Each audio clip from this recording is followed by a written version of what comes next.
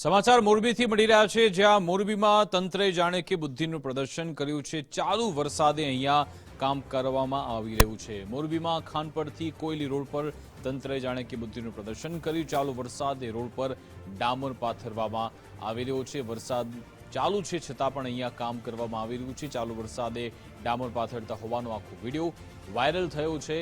આ દર્શાવે છે કે અહીંયા આ લોકો કેવી આવડત ધરાવે છે। જિલ્લા પંચાયતની રોડ બનાવવાની કામગીરીમાં ફક્ત દેખાડો કરવામાં આવી રહ્યો છે।